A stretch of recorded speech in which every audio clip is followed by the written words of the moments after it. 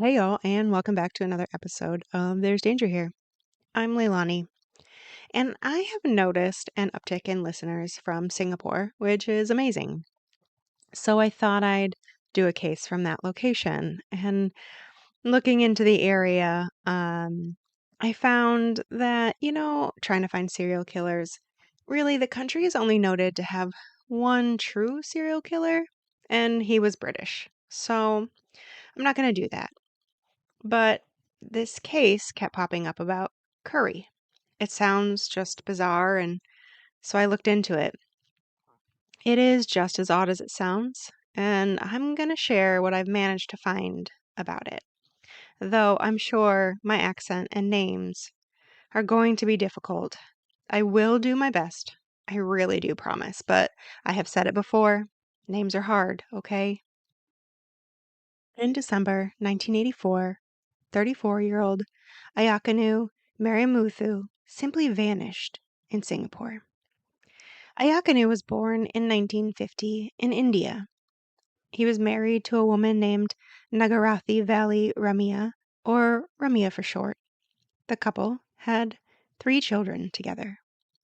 Around 1980, the family immigrated from India to Singapore, moving into a small house behind the Orchard Road Presbyterian Church, and their extended family, including Rami's brothers and mother, all ended up relocating to Singapore in the Changi area as well. Ayakanu took a job as a caretaker of the Public Utilities Board, run holiday chalets, while his wife worked at the church. Then, on January 9th, 1987, the police department in Changi, Singapore, received a call. Now, there are varying reports on how this went. First was that Detective G. Alagamali had an informant that told him that he had something he needed to share, something he had wanted to tell him for years, that Ayakanu was murdered in 1984, dismembered and cooked into curry, then served to others at the Orchard Road Presbyterian Church. That the informant reported that he was actually served the curry in January of 1985 and was certain that the tainted meat was that of Ayakanu himself. Another version of this was that the informant was at the bar when some men started boasting about murdering Ayakanu, butchering him, and turning him into curry. In either case, Detective G brought it back to the station and began to investigate. But remember, he's attempting to resolve this case years after Ayakanu went missing and would likely have difficulty collecting adequate evidence to support the informant's claims. The detective did indeed find a missing persons report filed in December of 1984 by Rami. She told police that Ayakanu was planning on borrowing money from his employer and going on a vacation to Genting Highlands in Malaysia, a place known for its casinos. But he never made it back home, let alone to his vacation. Still, with the wife's report, police appeared to have pretty much dismissed the case as a man who simply left his family rather than went missing. After the initial missing persons report, the family never contacted police for a follow-up, and it doesn't really look like there was much of an investigation into where he went. Detective G thought it strange, though, that Ayakanu would borrow money from his employer, let alone take it to a casino and gamble. Why? Well, he had actually just borrowed money, $600 in fact, in order to buy his children their school supplies. So he already owed his employer money, and it would be strange to ask for more. Additionally, Ayakanu never booked a vacation or left Singapore to travel. He also pre-requested time off for the holidays, in which he planned to be home with his family. Shortly after the initial call to police, Rami took her children and moved. About 3 months later, Rami took a job at the Fu Chao Methodist Church. Detective G was certainly behind the curve at this point. He decided that he needed to speak to all those who knew Ayakanu including neighbors, church staff, churchgoers, and coworkers. That's when he learned why there wasn't really much of a kerfuffle about Ayakanu's disappearance. You see, Ayakanu was an alcoholic who beat his wife almost daily. The neighbors heard the fights and reported to see the bruises on Rami. Even Rami's brothers had witnessed him beating her. At times, Rami would be beaten so badly that she would take the children and run to her brother's or mother's house. But every time she would return to Ayakanu. Since divorce really wasn't an option, Rami just seemed to put up with it. And divorce not being an option is multifactorial here. First, in Asian culture, it is looked down upon to divorce, often leading to a woman being ostracized, essentially. In addition, money was tight for the family, and Rami likely didn't feel like she had the means to just pick up her children and get away while being able to survive and take care of the family. Detective G then spoke with Rami, who stated she did file the missing persons report, but that she had simply never received any update or information on his case after that.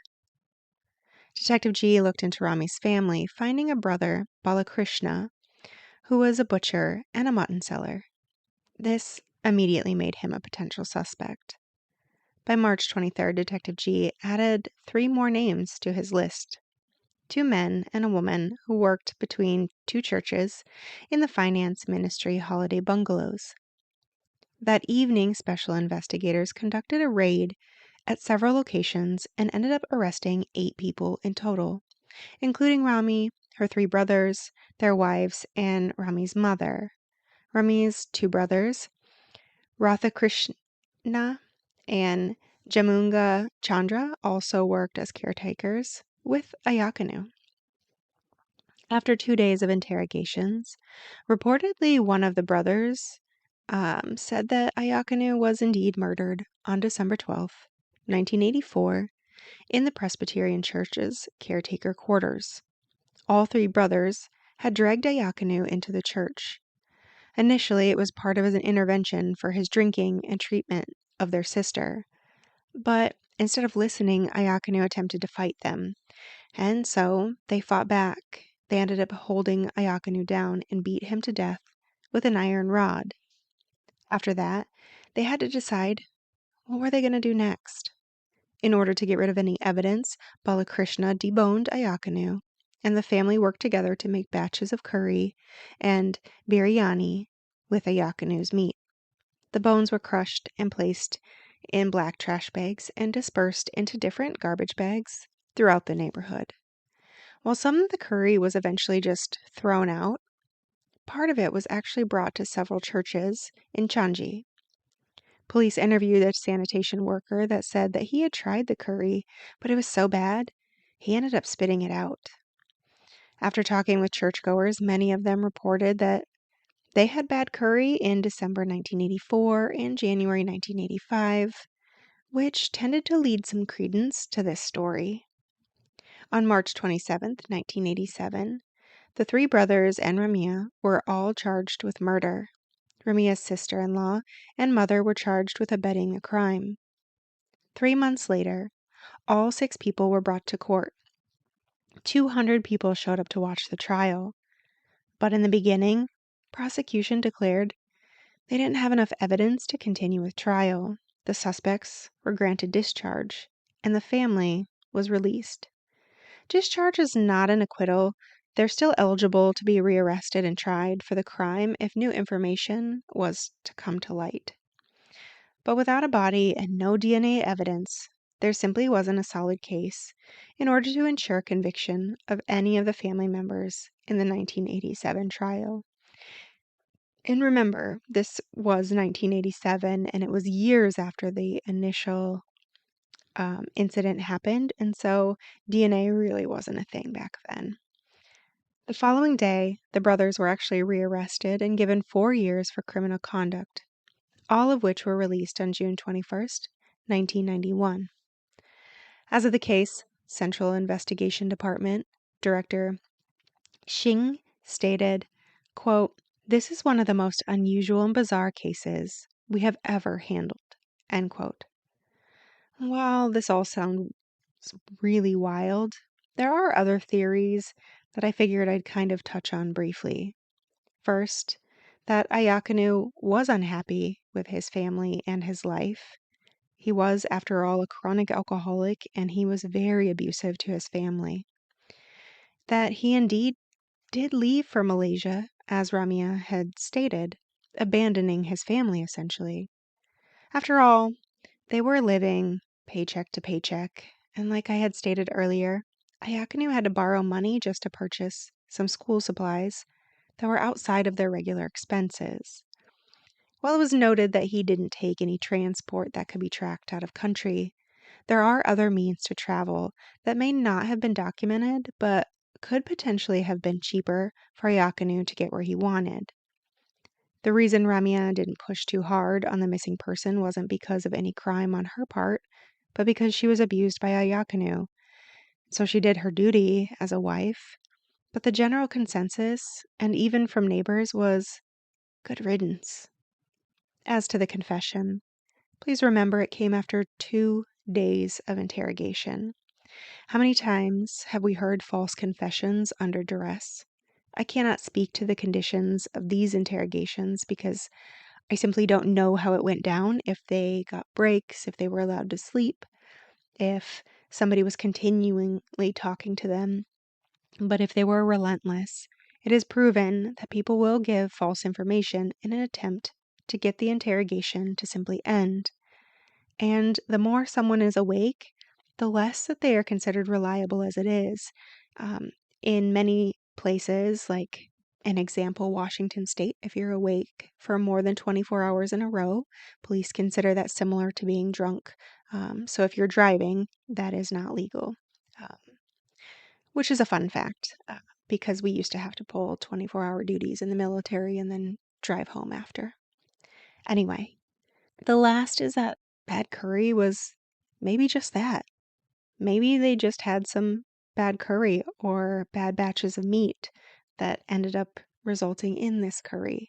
And so, it aligned with somebody maybe being drunk at a bar and just boasting about something that maybe really didn't even happen. But how many times do people get caught up in their own stories and then people mishear things, becomes a game of telephone, and maybe they said that they did something to him. Maybe that's why he ran away from his family, as the brothers, did have an intervention. Or maybe they did fight him, and so Yakunu was scared and left on his own. And the story got confabulated into this amazing story of him getting cut up and served as curry. But having someone cut up, cooked, and served to others is really a more fantastical story, and I could see how it would get more attention. Still, one thing remains true. Ayakanu is a missing person. It was reported by his wife, and he has never been found. To all those out there listening, be careful. It's a dangerous world we live in.